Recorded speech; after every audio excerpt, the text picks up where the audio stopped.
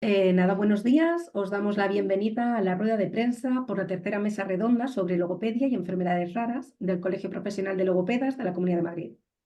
Las enfermedades raras son condiciones médicas que afectan a un número muy reducido de personas. En concreto, el criterio para clasificar una enfermedad como rara es que su prevalencia sea inferior a 5 casos por cada 10.000 personas. A pesar de su rareza, o más bien debido a ella, estas enfermedades tienen un impacto muy grande en la vida de los pacientes y sus familias, que además de enfrentarse a las dificultades que conlleva cualquier enfermedad, tienen que lidiar con el desconocimiento de la sociedad y de algunos profesionales. La logopedia desempeña un papel crucial en el tratamiento de las enfermedades raras. Los logopedas proporcionan evaluación, diagnóstico y tratamiento especializado para abordar sus necesidades de comunicación, lenguaje, habla, voz y otras funciones orales no verbales, como puede ser la deglución, mejorando así su calidad de vida y ayudándoles a superar los diferentes desafíos a los que se enfrentarán en las distintas etapas de su vida. El Colegio Profesional de Logopedas de la Comunidad de Madrid reconoce la importancia de crear conciencia y sensibilidad hacia las enfermedades raras y en 2021 estableció un grupo de trabajo sobre estas enfermedades minoritarias, con el objetivo de destacar esta problemática y aumentar la conciencia sobre el papel indispensable que juegan los logopedas en su tratamiento, proporcionando acceso a recursos e información de calidad para los pacientes y sus familiares y formación especializada a los logopedas.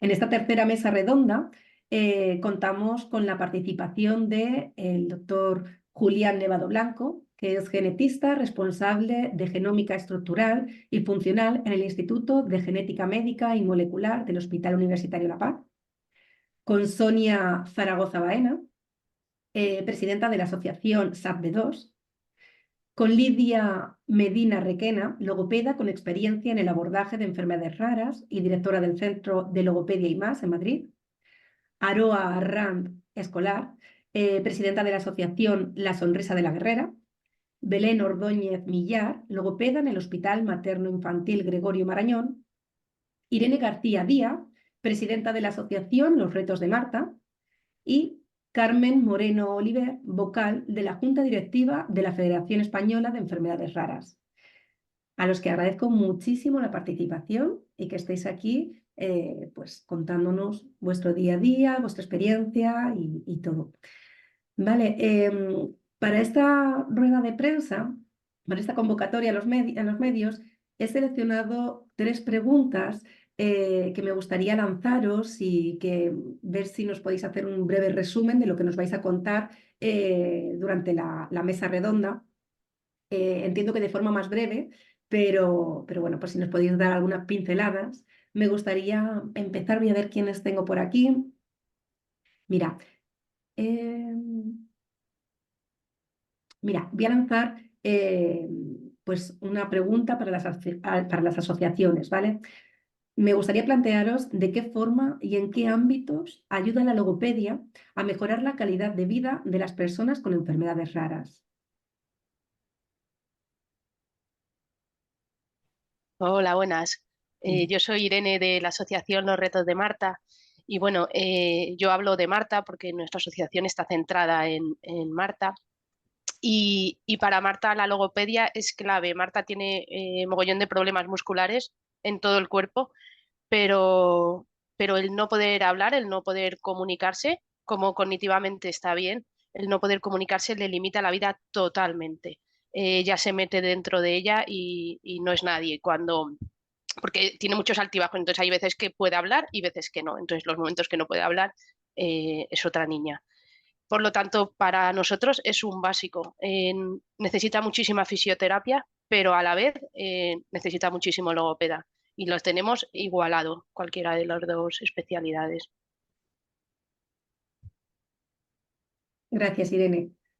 No sé si quieres añadir algo también, Sonia. Sí, quería coger lo que Marta acaba de hablar del tema de la no oralidad, ¿no? La comunicación, que sabemos que la comunicación es un derecho.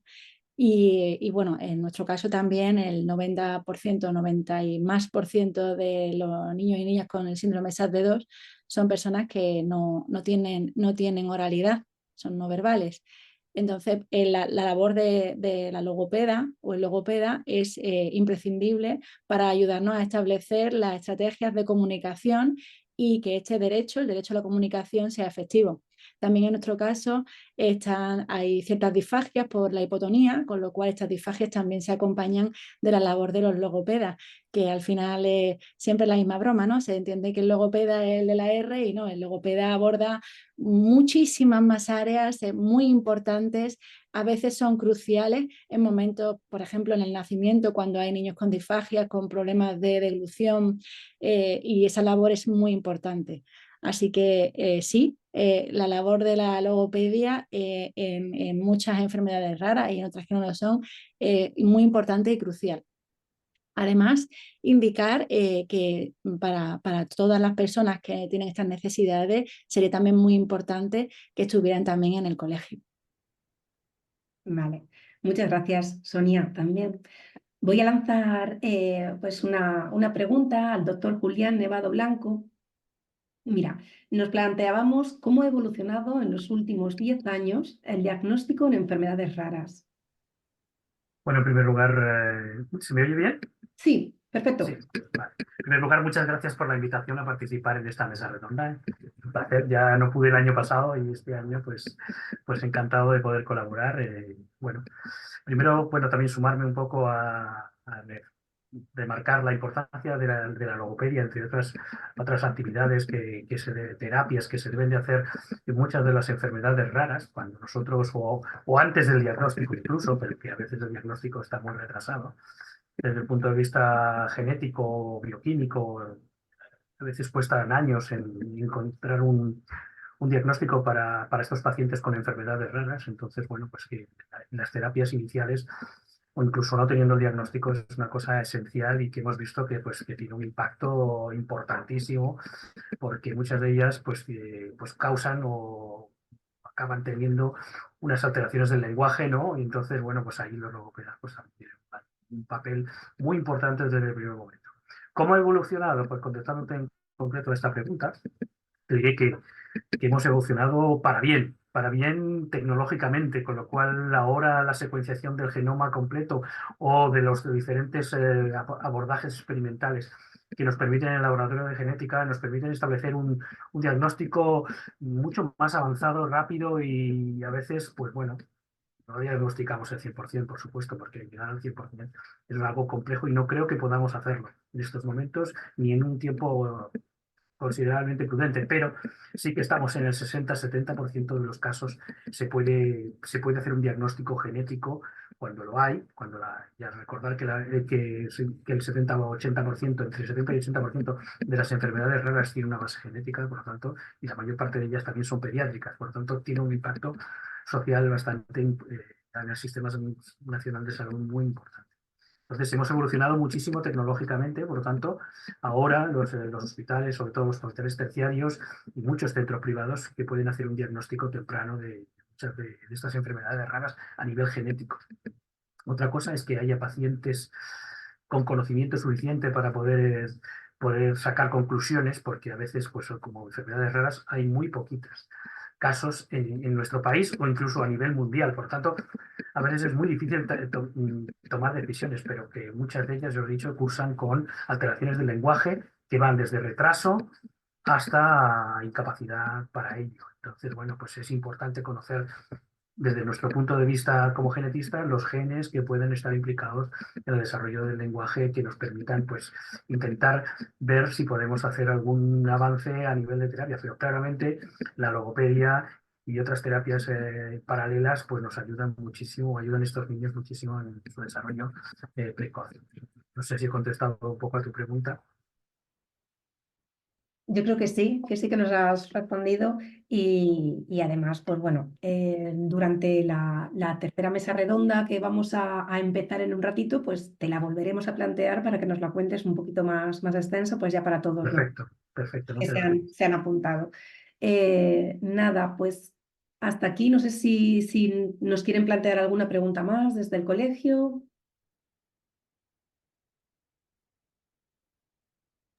Hola, buenos días a todos. Buenos días. Yo sí que quería hacer una pregunta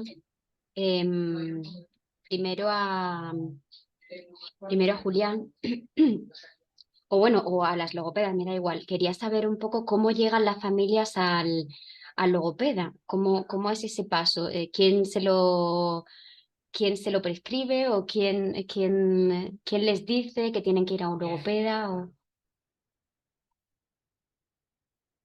No sé si quieren contestarme las familias, cuál es su experiencia.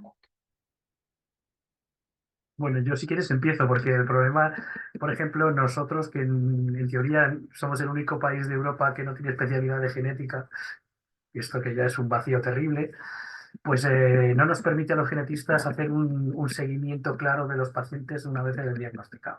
Entonces, yo creo que muchas veces son las propias familias las que empiezan esta aventura. Sí, siempre hay algún facultativo especialista que los recomienda, pero al final yo creo que son las propias familias muchas veces las que inicialmente se dirigen a este tipo de terapias.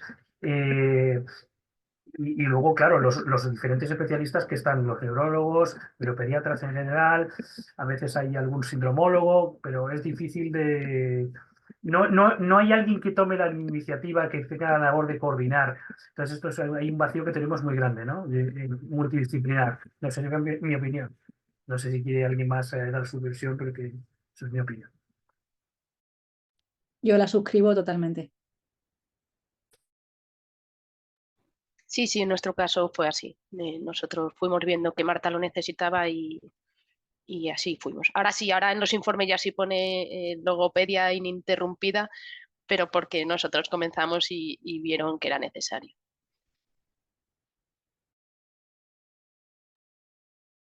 Yo no sé si las logopedas que hay también aquí en la rueda de prensa quieren comentar cómo trabajan con otros profesionales y por qué es importante que otros profesionales tengan en cuenta la logopedia en los casos de las enfermedades raras o puedan recomendarlo, puedan... Hola, buenos días. Bueno, comento yo un poquito desde nuestra perspectiva en clínica. Nosotros, por ejemplo, acude la familia. En primer lugar, es la familia la que ve que necesita ayuda, muy bien, sin saber por dónde empezar, ¿no? Y empieza ahí un periplo de visitas a diferentes profesionales. Y de ahí también esta importancia de poder ayudarles en todo lo posible, dentro de que muchas veces a los propios profesionales también se nos complica un poco y es difícil, ¿no? Cuando son cosas como tan concretas y cosas que nos encantaría poder abordar más en profundidad y que se nos escapan muchas veces de las manos. Y la soledad que muchas veces sienten esas familias, el no saber para dónde tirar y, y ahí empieza un camino complicado. Yo creo que hay todavía muchísimo camino por hacer de dar visibilidad, de que se vaya conociendo todo más y sobre todo de que los profesionales también sepamos derivarnos unos a otros, a qué profesional poder derivar a esa familia, hacia dónde, ¿no? Para intentar que ese camino que es tan complicado acortarlo lo máximo posible y poder ir más como a lo directo, ¿no? Y no, que no se alarguen tanto esos procesos que muchas veces son tan largos y tan dolorosos también para la familia. No sé qué opináis el resto de compis. Sí, la verdad es que nosotros, bueno, buenos días a todos. Como nosotros lo que abordamos es desde el nacimiento normalmente, sí que pillamos a las familias un poco todavía descentradas, ¿no? Hay hay muchísimos nacimientos que nacen sin diagnóstico y que el diagnóstico viene después. Y como decía Lidia, luego el problema es ver hasta qué punto podemos sustentar estas familias, ¿no? Porque es verdad que los recursos son los que son. Y cuando están ingresados, pues sí que podemos dotarles de un tratamiento diario, de seguimiento por todas las especialidades, pero luego muchas veces tras el alta queda eso un poco en el limbo, ¿no? Y esas familias están esperando esas citas, la interconsulta que le han hecho para tal, para cual, para tal, para cardio, para neuro, para... Y entonces en esos días, en esas semanas, si no se les hace un acompañamiento, que muchas veces aquí nos vemos un poco limitados, es difícil, ¿no? Es difícil, al final se quedan muy, muy indefensas.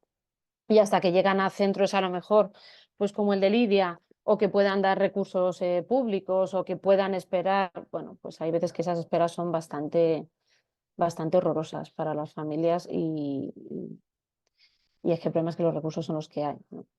Ese es el gran problema y la gran importancia de las asociaciones al final, que desde, no sé dónde lo oía el otro día, pero desde el dolor de una familia, el poder generar esa asociación para poder ayudar a otras familias en una situación similar, pues yo creo que reconforta y facilita mucho a veces el camino.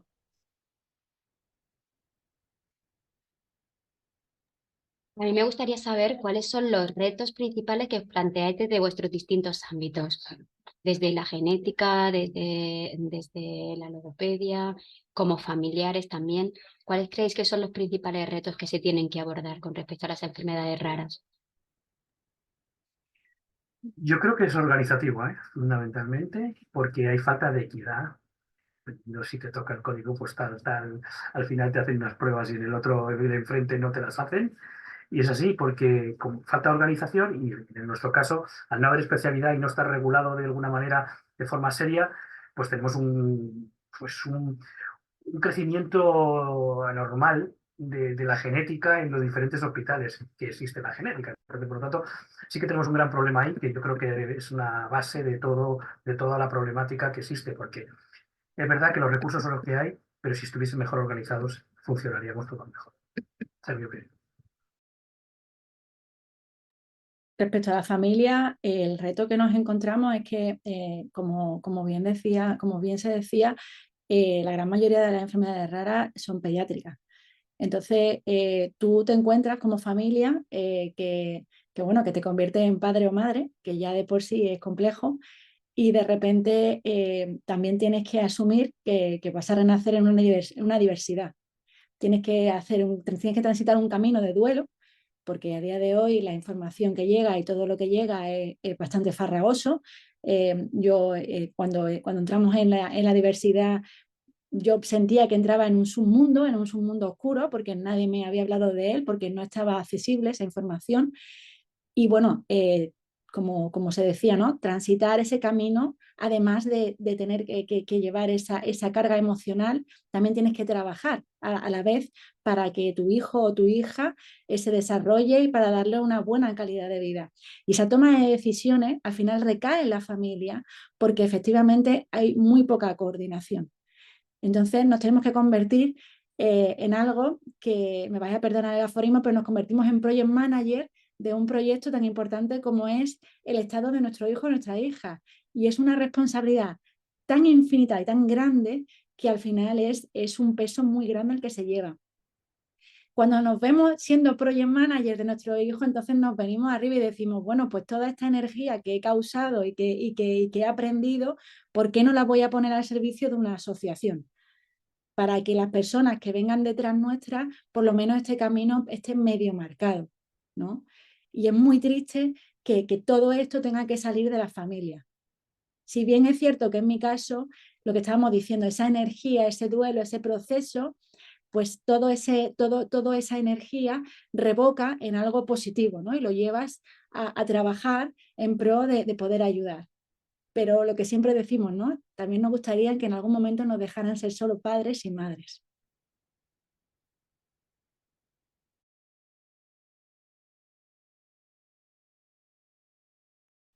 Mira, pues yo a raíz de lo que has dicho, Sonia, hace 2 días estuve en el Senado en un congreso que hubo de enfermedades raras y hablaron de la figura de gestor en cuanto a enfermedades raras.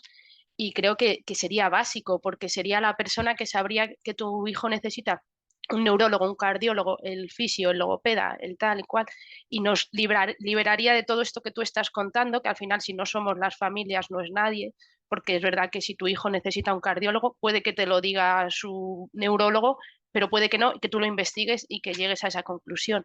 Entonces se hablaba de que una cosa que se debería hacer es eso, es meter un gestor dentro de la sanidad que se centrara en el caso de cada niño con enfermedad rara o cada persona y les abriera un poco este mundo que hoy por hoy los abrimos las familias. Me pareció muy interesante.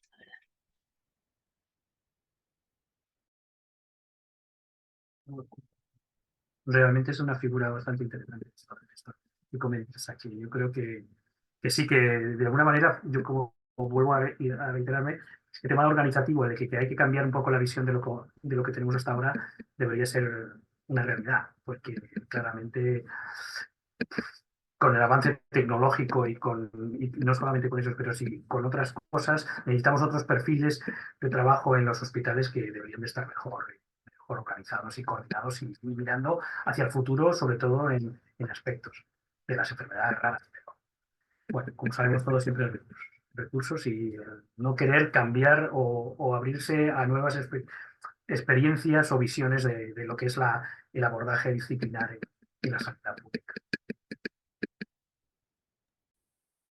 Bien, voy a finalizar la rueda de prensa. Nos quedan 5 minutos para iniciar la tercera mesa redonda.